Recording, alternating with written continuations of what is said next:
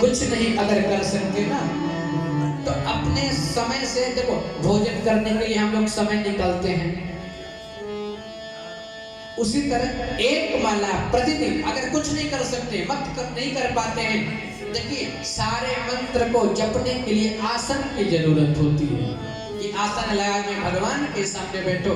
लेकिन राम नाम ऐसा मंत्र है, सोते रहो, जागते रहो, खेत में काम करते रहो, सब्जी काटते रहो, हर परिस्थिति में राम नाम मंत्र बोला जा सकता है।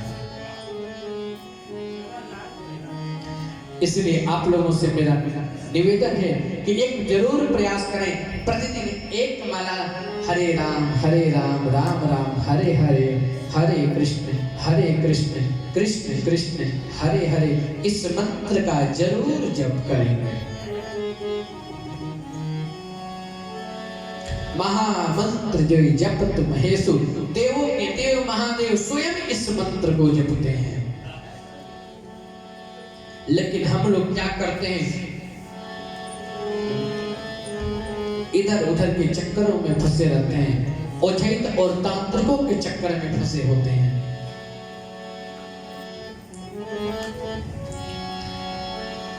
जैसे हम सभी लोग यहाँ कथा श्रवण करने के लिए एकत्रित हुए ना, ऐसे ही पुराणों की विद्या के लिए परम एकांत, परम शांति का जो स्थान है ना, उसे बोलते हैं नैमिषारण्य क्षेत्र।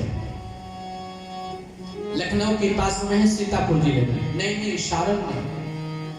सत्यनारायण भगवान की कथा में 88,000 ऋषियों की कथा भी आती है। ये जो 88,000 संत हैं, उन संतों का नियम है कि अपने नित्य कर्म से निवृत्त होकर के कथाओं को श्रवण करना, कथा को भगवान की चर्चा करना।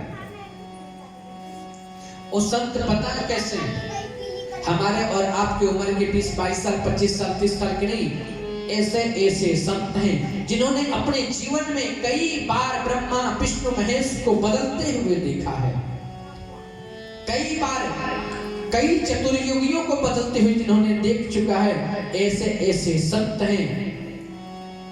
लेकिन उन संतों का नियम है सत्संग। जैसे 88,000 संतजन अपने नित्य कर्म से निवृत्त होकर जैसे ही प्रातः कालीन बैठे थे, उसी समय उनकी सभा के बीच में श्री सूत जी महाराज का आगमन हो गया। जो सूत जी है ना, सूत जी की उम्र ज्यादा नहीं है, 18-20 साल के हैं, और ये संत हैं जिन्होंने अपने जीवन में कितने बार इंद्र को बदलते हुए देखा। ऐसे 88,000 संत जैसे ही सूत जी को देखे कि सूत जी हमारे बीच में आ रहे हैं, सभी संत जन खड़े हो गए और खड़े होकर के सूत जी को वंदन करने लगे। जैसे प्रणाम करने लगे तो सूत जी संकोच में पड़ गए। आप लोग आखिर क्या करते हैं, मेरा सम्मान क्यों कर रहे हैं, आप लोग तो मुझसे बहुत बड़े हैं। उस समय 88,000 संत जनों ने बड़ा सुंदर एक श्लोक दिया है, धन वृद्धा बल वृद्धा आयुर्वृद्धास्तथैव च ते सर्वेऽपि ज्ञान वृद्धाश्च किंकिरा शिष्य किंकिरा। कोई बल में बड़ा होता है, कोई आयु में बड़ा होता है, कोई धन में बड़ा होता है, लेकिन सूत जी शास्त्र कहता है जो ज्ञान में बड़े होते हैं वो सबसे बड़े होते हैं। इसलिए सूत जी आप देखने में छोटे हैं तो क्या हुआ। तो सूत जी ने बोला बताइए ना हम क्या करें। बोले श्रेयसाम यद भवत् श्रेयः पावनानां च पावनम्। जो श्रेष्ठों में परम श्रेष्ठ हो, पवित्रों में परम पवित्र हो, और हमारी क्या करती हो, कृष्ण प्राप्ति करम शाश्वत साधनम तद वदादुना। और वो कथा कृष्ण की प्राप्ति कराती है। आजकल के हम लोगों के पास ये है ना कि हम लोग क्या करते हैं कि अगर कोई भी संत महात्मा मिलते हैं तो उनसे लगते हैं कि बाबा देखिए ना हमारा बालक सही है ना, जीवन में संत का क्षण और अन्न का कर्ण, जो भोजन करते समय थाली में अन्न प्राप्त होता ना, प्रयास करो कि उसको छोड़ो मत। कम खाना है कम लो, भले दोबारा ले लो, लेकिन थाली में अन्न को मत छोड़ो। संत का क्षण और अन्न का कर्ण जीवन में बर्बाद करने से ब्रह्म दोष लगता है। बहुत से लोग होते हैं, बहुत से अन्न बर्बाद करते हैं। अन्न स्वयं मां अन्नपूर्णा उनको श्राप देती है। और ऐसे व्यक्ति अकाल के समय में यही जीव जंतु बन करके बिछड़ते हैं, यही व्यक्ति नाली के कीड़े बनते हैं और उनको सड़ा हुआ अन्न खाने का अवसर प्राप्त होता है। इसलिए प्रयास करें कि जो भी हमको भोजन मिले वो ना नुकसान हो हमसे। कितने लोग ऐसे हैं कि ताश खेलते हैं और ताश खेलने सुबह 10 बजे बैठ जाएंगे, शाम को 4-5 कब बजा उनको पता नहीं चलता। लेकिन अगर उनसे बोल दो कि भैया कथा में आ जाओ ना, तो पहले तो सोचेंगे वहां जाएंगे तो लोग क्या कहेंगे, क्या कहेंगे। और आ भी जाएंगे ना तो 5-10 मिनट में उनको लगेगा कि 4 घंटा हो गया। उनको कभी गाय को सानी करने की याद आने लगेगी, तो उनको कभी मार्केट से सब्जी लाना याद आने लगेगा। हमारी प्रवृत्ति इतनी गलत कार्यों में पड़ चुकी है ना कि भगवत कार्यों में हमें संकोच लगता है। देखिए हमारा जीवन क्या है? काल प्याल मुखग्राश त्राश निर्णाश हेतवे श्रीमद्भागवतं शास्त्रं कलौ कीरेण भासितम्। एक विशाल अजगर सर्प है और उसने अपने मुंह को खोल रखा है, और उसके मुंह में हम सुरक्षित कब तक है पता है? जब तक वो अजगर सर्प अपने विशाल मुंह को बंद कर नहीं लेता। जैसे बंद किया तुरंत हमारी मृत्यु हो जाएगी। उसी तरह काल रूपी अजगर सर्प के मुंह में हम सभी लोग ग्रास बने हुए हैं। कब हम लोग कथा अभी श्रवण कर रहे हैं, श्रवण कर पाए कि नहीं पाए, इसकी गारंटी तो केवल कन्हैया के पास है। बोलो राधे राधे। कोरोना काल में कितने काल लोग चले गए, बहुत से लोग चले गए जिनकी हम लोग उम्मीद नहीं करते थे, वो भी चले गए। एक ब्रज में संत थे, मैंने उनसे बोला महाराज जी ये बताओ ना, ये कोरोना काल कब खत्म होगा? तो बोले लाला कोरोना खत्म नहीं, कोरोना कुछ कब पैदा होगा? हम बोले यार कोरोना तो साल भर हो गया महाराज जी। बोले अभी तो उसकी शुरुआत है। बोले कि सृष्टि को भार खत्म करने के लिए भगवान को धर्म संस्थापनार्थाय संभवामि युगे युगे, भगवान जैसे धर्म की स्थापना के लिए धरती पे अवतरित होते ना, वैसे ही भगवान ने एक कलयुग कोरोना को भेज रखा है और धीरे धीरे हमारे अत्याचारियों को खत्म कर देगा।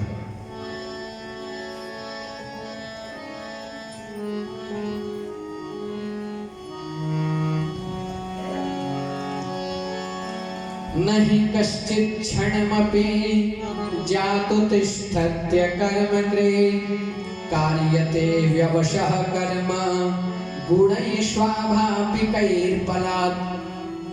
मानव की सबसे बड़ी भ्रांति पता क्या? वो जीवन में चिंतन नहीं करता है, वो चिंता ज्यादा करता है। ये कर लेते, वो कर लेते, वो करता कुछ नहीं, खाली बैठे बैठे सपना देखता रहता है। देखें स्वप्न अनेक प्रकार के स्वप्न को देखता, लेकिन जिस व्यक्ति ने जीवन में चिंता नहीं किया, चिंतन किया, चिंतन हमेशा भगवान से मिलाने का कार्य करती है।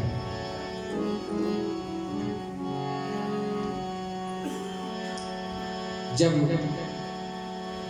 सुखदेव जी राजा परीक्षित को भागवत कथा अमृत को श्रवण करा रहे थे, उसी समय देवताओं को पता चला, तो देवताओं ने पता क्या किया? स्वर्ग से अमृत के कलश को लेकर के आए और आकर के सुखदेव जी से बोले कि इनको कथा क्यों सुना रहे हैं? बोले भैया इनको 7 दिन में मरने का श्राप मिला है। तो मरने का श्राप मिला ना, एक काम करो ना, आप इनको अमृत पिला दो, ये मरेंगे नहीं, अजर अमर हो जाएंगे। तो सुखदेव जी महाराज ने देवताओं को मना कर दिया कि मैं उनको अमृत तो पिला दूंगा, लेकिन तुम लोग को भागवत नहीं पिला सकता हूं। ये भागवत का कोई अधिकारी भागवत कथा सब नहीं सुन सकते हैं। तो जब सुखदेव जी ने देवताओं को भागवत कथा सुनाने के लिए मना कर दिया, तो देवताओं ने जाकर के ब्रह्मा जी से शिकायत कर दी। तो ब्रह्मा जी ने क्या किया कि एक तराजू लिए, एक तराजू में श्रीमद् भागवत जी को रख दिया और दूसरे तराजू में दुनिया के सारे साधनों को रख दिया, और जो भागवत का पल्ला था ना वो नीचे की तरफ हो गया, और जितने पल्ले थे वो उठ गया। तो ब्रह्मा जी बोले भागवत कोई पोथी नहीं है, भागवत कोई किताब नहीं है। फिर बोले महाराज भागवत क्या है? प्रत्यक्षम कृष्ण एव ही, साक्षात कृष्ण का स्वरूप श्रीमद् भागवत है। 18,000 श्लोक हैं, लेकिन 3 घंटे की कथा करनी है। अगर हम लोग श्लोक ही बांचेंगे तो आप लोग को समझ में नहीं आएगा, सब उठ के भाग जाएंगे। इसलिए हम लोगों ने पाठ को श्रवण कराने के लिए हमारे आचार्य जी मूल पाठ कर रहे हैं, और मेन प्रसंग को हम लोग आपको सुनाने का प्रयास कर रहे हैं।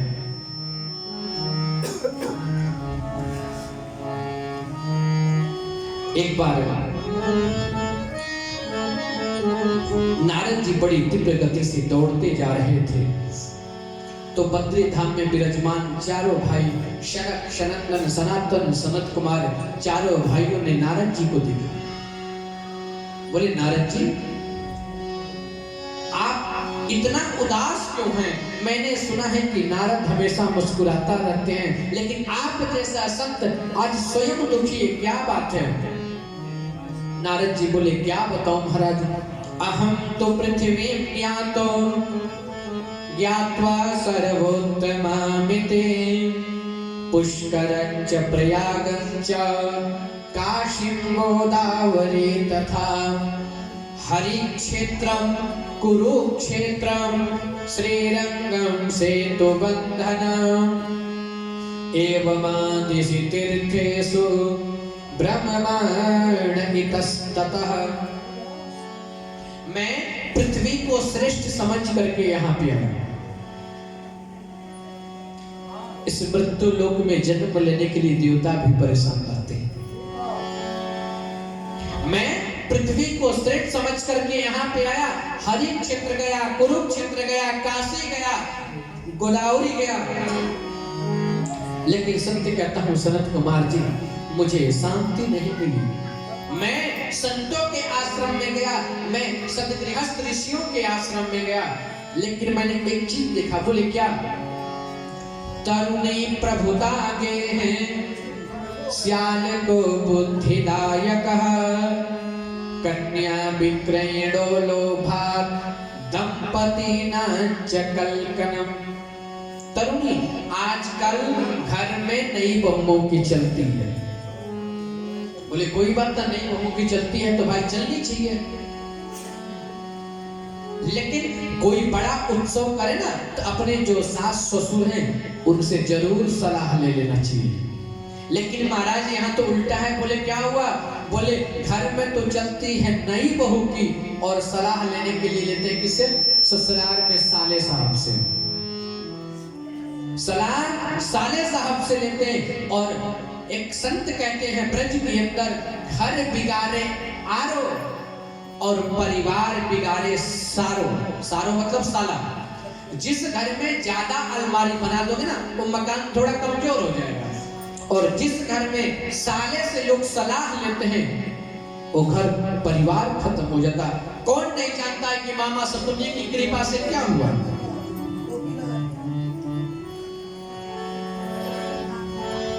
लेकिन नारद जी कहते हैं मैं एक दृश्य देखा। बोले क्या? लेकिन जब मैं सब श्री धाम वृंदावन गया ना, वहां एक कौतुक देखा। वहां ये था कि एक माता जी वही थी, उनके बगल में दो वृद्ध पुरुष मूर्छित अवस्था में पड़े हुए थे। माता जी ने मुझे देखा, मुझे बुलाया, मैं उस माता के पास गया। उनका नाम था भक्ति माता। मैं बोला, माँ आप क्यों दुखी हैं, क्या बात है? बोले क्या बताऊं, अगर माँ के सामने उसके बेटे बूढ़े हो जाएं तो माँ को कितना कष्ट होगा। बोले माँ आपके ये दोनों बेटे हैं? हाँ मेरे बेटे हैं। बोले ये बूढ़े हो गए? जी। नारद जी ने वेद का पाठ किया, वेदांत का पाठ किया। जब तक पाठ करते तब तक ठीक थे, नहीं तो फिर मूर्छित अवस्था में पड़ जाते। तब आकाशवाणी हुई, अरे नारद तुम ज्ञान वैराग्य के बुढ़ापे को दूर करके भक्ति के कष्ट की निवृत्ति करना चाहते हो तो जाओ तुम सत्कर्म करो। बोले महाराज सत्कर्म क्या है? सत्कर्म क्या है?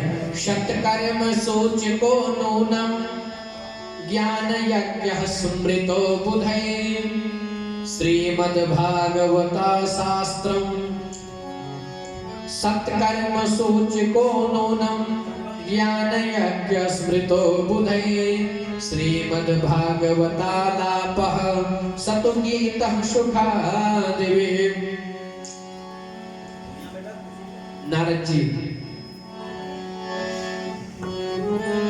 बोले कि ठीक है जैसा आपका आज्ञा होगा। बोले कहाँ पाठ करें? बोले तुमको भागवत कराना है तो कहाँ कराओ? हरिद्वार में।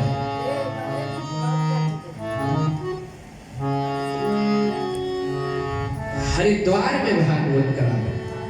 नारद जी महाराज क्या किए कि व्यास पीठ तैयार कर दी है और व्यासपीठ पे चारों भाई सनक, सनंदन, सनातन, सनत कुमार चारों भाई विराजमान हो गए और नारद जी महाराज व्यासपीठ का पूजन करते हैं। और देखिए कोई भी काम करना चाहिए जब तक पूजा नहीं करेंगे ना, व्यास की पूजा करना चाहिए।